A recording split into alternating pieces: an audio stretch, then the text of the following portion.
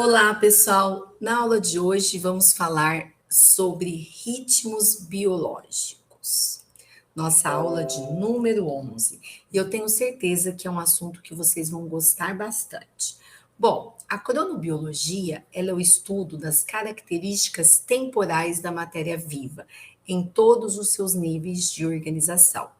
E dentro da cronobiologia, nós vamos estudar os chamados ciclos ou ritmos biológicos.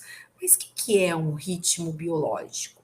Ritmo biológico são atividades biológicas e funções que se repetem periodicamente em ciclo.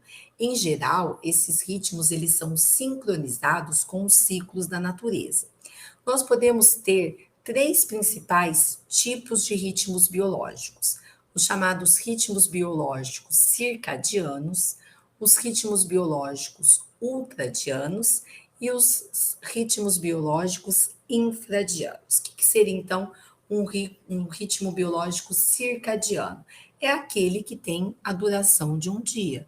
Por exemplo, claro, escuro, o ciclo claro escuro, é um ciclo circadiano, né? Que no período de 24 horas ele acaba se repetindo. Bom, nós temos aqui vários exemplos fisiológicos, né? Que seguem o ritmo circadiano, como por exemplo a temperatura corpórea. Então, nesse gráfico a gente observa que por volta das 6 da manhã a nossa temperatura é por volta dos 36 graus Celsius, conforme vai amanhecendo, vai subindo, chegando, olha só, no período da noite, no valor dos 38 graus Celsius. Depois, conforme vai amanhecendo, a temperatura corpórea vai diminuindo. Iniciou-se novamente, inicia o dia, nós temos o início de novamente um ciclo. Então, a temperatura corpórea, ela é um exemplo de ritmo circadiano. Aqui nós temos também vários níveis fisiológicos de vários níveis de hormônios que também seguem esse ciclo circadiano. Então, nós temos, olha só, o hormônio do crescimento, que é produzido em maior quantidade à noite, durante o dia ele é diminuída e aumenta durante a noite. A leptina, né? Aí nós temos, por exemplo, o cortisol, que a sua produção é maior durante o período da noite, vai diminuindo durante o dia, e aí depois, quando se inicia novamente um outro dia, esses hormônios repetem esses ciclos. Bom, nós temos os ciclos ultradianos, que são aqueles ritmos biológicos que se repetem várias vezes ao longo de um dia, né? E aí o sono, ele pode ser considerado, por exemplo, como um ciclo ultradiano, porque durante um período de sono de 8 horas, a gente passa por várias etapas, por vários ciclos, né? Então, por exemplo, na primeira hora, a gente vai do estágio acordado, passa para o estágio 1, estágio 2, estágio 3, estágio de sono profundo, e aí a gente volta para o sono REM. Depois de 1 hora e pouquinho, esse mesmo ciclo se repete. Depois de 1 hora e pouquinho, esse mesmo ciclo se repete. Então, a gente está tendo o quê? Um ciclo, um ritmo se repetindo várias vezes ao longo do dia. Também existem níveis fisiológicos. Então, a gente também tem hormônios que são produzidos várias vezes ao longo do dia, né? Como a grelina, como a insulina, né? A leptina, mostrando também essa ação de hormônios com ritmos ultradianos. E ainda nós temos ritmos biológicos chamados de infradianos, que demoram mais que o tempo de um dia para se repetirem. E aí, um exemplo bem conhecido é o ciclo menstrual, né? O ciclo menstrual, ele acaba sendo um ciclo infradiano, que, se a gente for levar em consideração a espécie humana nas mulheres, ele tem um ciclo, em média, de 28 dias. Então, esse ciclo, ele vai se repetindo de 28 em 28 dias, em média, tá? E a gente ainda podia utilizar como um exemplo de ciclo, né, infradiano, as próprias estações do ano, né? As estações do ano, elas passam por um ciclo, né? É chamado de ciclo infradiano, porque demora mais que o tempo de um dia. Então, as estações do ano também As estações do ano também se caracterizavam dessa forma.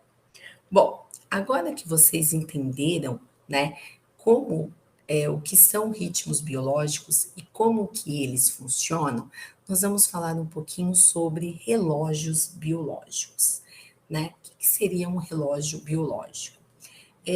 O relógio biológico que nós vamos estar chamando aqui, nós estamos nos referindo a um grupo de células que apresentam oscilação funcional automática. Então, elas apresentam uma variação cíclica do potencial de membrana. E esse grupamento de células, eles conseguem transmitir a sua ritmicidade a outras células a quais estão acopladas, produzindo então o efeito da ritmicidade, esses efeitos cíclicos sobre o organismo como um todo. Então, são esses relógios biológicos que vão controlar toda essa ritmicidade que nós estávamos falando até aqui. Então, é como se a gente tivesse um relógio biológico central que se conectasse com relógios periféricos e através então da sua ritmicidade, né? Aquilo que eu falei para vocês, transmitem a sua ritmicidade a outras células e com isso produz o quê? Produz os efeitos rítmicos observados nos diferentes organismos. E aí eu perguntaria, e qual seria então o relógio biológico, né? Já que a gente falou que existem esses relógios, onde ele estaria localizado. E aí, pessoal, nós temos como principal estrutura, né, que é o chamado núcleo supraquiasmático. Então, o núcleo supraquiasmático, ele é considerado como sendo o relógio biológico central, aquele que vai fazer os ajustes das ritmicidades presentes nos organismos. O núcleo supraquiasmático, ele encontra-se localizado no hipotálamo. Então, aqui a gente tem uma imagem, né? Nós temos aqui o hipotálamo, e se eu ampliar, o hipotálamo ele é dividido em vários núcleos, né? Um desses núcleos é o núcleo supraquiasmático, tá? Aqui a gente tem um corte histológico, e aqui onde eu estou passando a seta é onde nós temos a localização desse núcleo supraquiasmático, tá? E aí, como eu falei para vocês, ele é responsável pela sincronização existe então uma sincronização desse núcleo supraquiasmático com outros órgãos periféricos. Então, nessa imagem a gente percebe que nós temos uma sincronização do núcleo supraquiasmático, por exemplo, com o tecido adiposo, com o fígado, com o músculo, com atividades locomotoras, com o ciclo sono-vigília, com a pressão sanguínea, e tudo isso vai gerar o quê? Respostas hormonais, vias metabólicas que seguem um determinado ritmo biológico. Aqui, pessoal, eu vou estar representando o núcleo supraquiasmático com essa abreviatura SCH, que acaba sendo a abreviatura em inglês. Então, se toda vez vocês virem essa abreviatura SCH, nós estamos querendo mostrar para vocês que é o núcleo supraquiasmático, tá? Bom, esse relógio biológico, né, existe então agora os chamados sincronizadores dos relógios biológicos. O que seriam esses sincronizadores? Esses relógios biológicos, eles podem ser ajustáveis de acordo com as condições do ambiente. Essas oscilações externas sincronizadoras dos ciclos endógenos são chamados de Zeitgebers, ou sincronizadores ou arrastadores. E esses sincronizadores ou arrastadores, eles têm um efeito muito importante sobre a expressão dos ritmos endógenos, promovendo ajustes através de mecanismos biológicos que acabam sendo específicos para cada espécie, tá bom?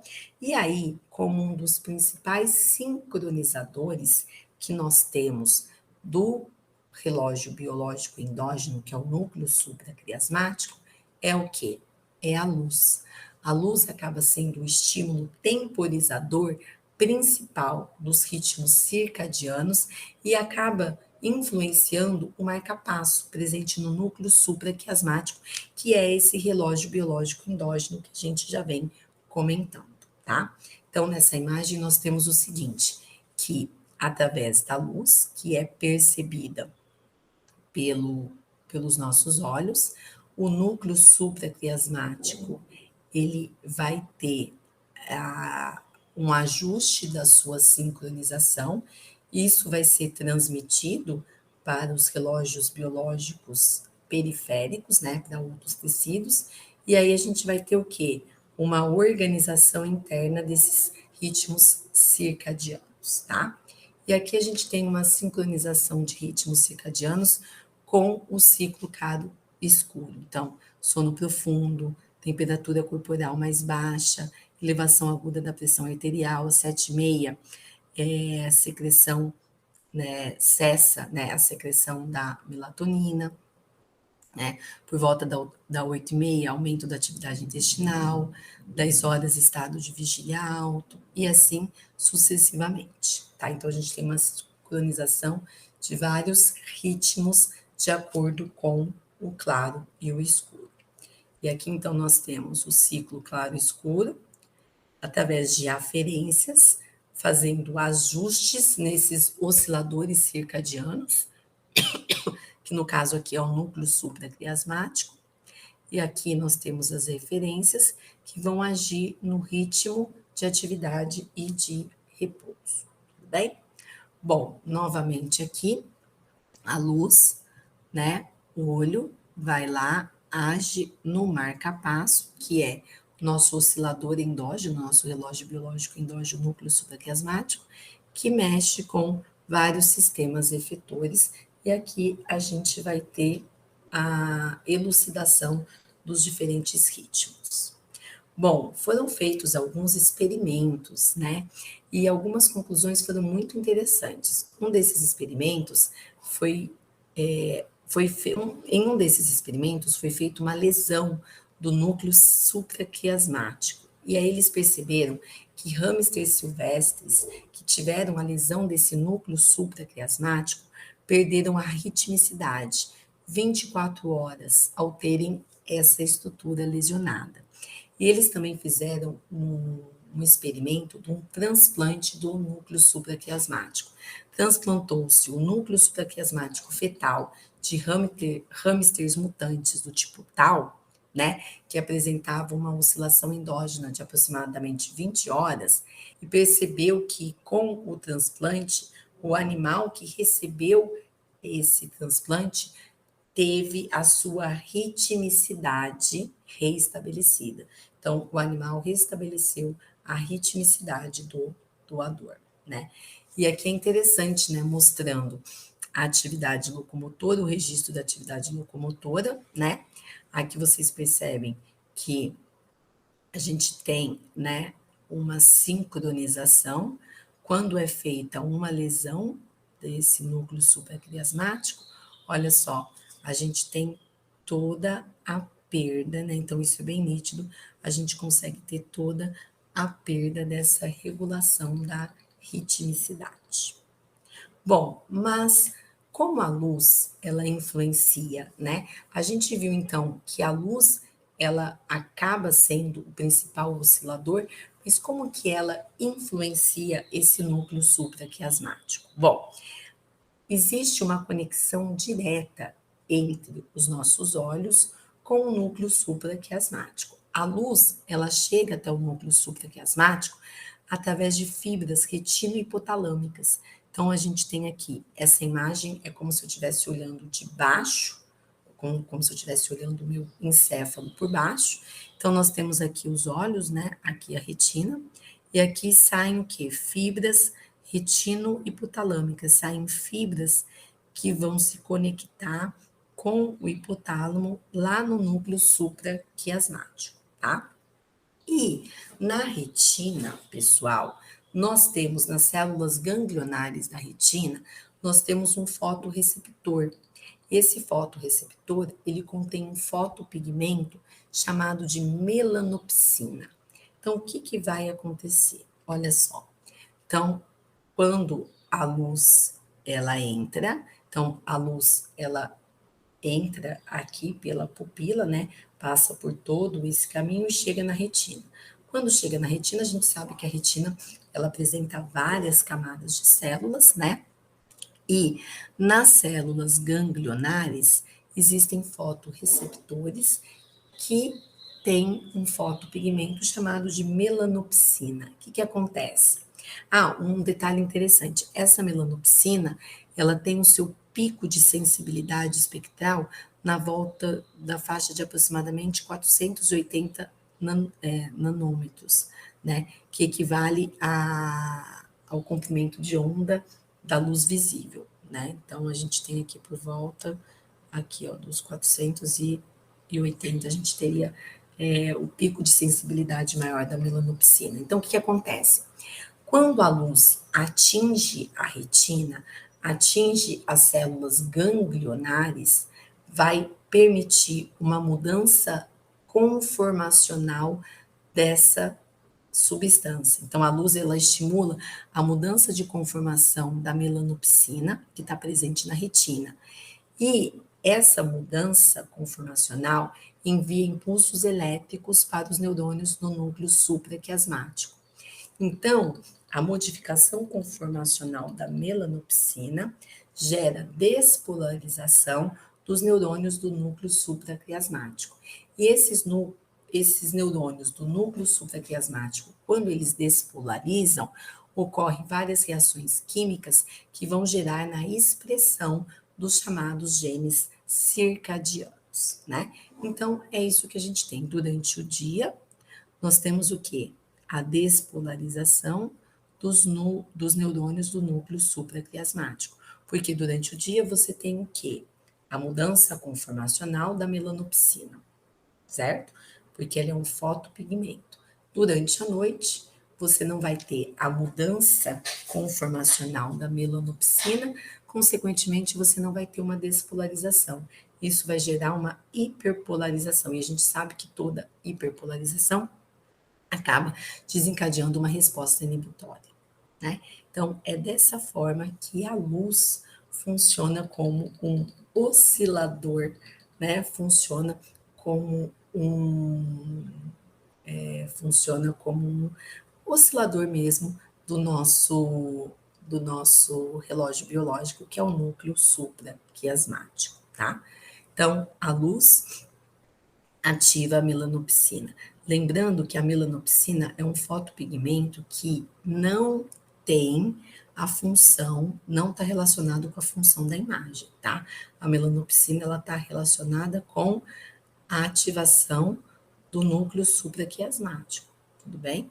A gente tem outros fotorreceptores que estão relacionados com a formação da imagem que vocês viram anteriormente, que são os chamados cones e bastonetes, né? Aqui a gente tem a ação da melanopsina auxiliando na não formação dessa imagem, principalmente aqui na ação do núcleo supraquiasmático, tá?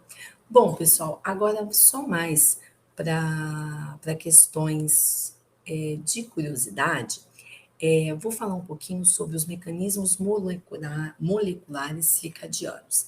Então, aquilo que eu falei para vocês, a despolarização dos neurônios do núcleo supraquiasmático faz com que ocorra a liberação de cálcio, e esse cálcio vai interferir na maquinaria dessas células. Então, vai ocorrer, pessoal, várias reações de fosforilação, isso vai desencadear a ativação, né, da transcrição dos genes, chamado de genes clock. Esses genes são os genes responsáveis pela ritmicidade. Então, como eu havia falado aqui anteriormente, né, que a luz estimula a mudança da conformação, e uma vez então que ocorre a despolarização desses neurônios do núcleo supraquiasmático, vai ocorrer a expressão dos genes circadianos. E aqui eu estou apresentando agora para vocês quem são esses genes circadianos, que são os genes chamados genes clock, tá?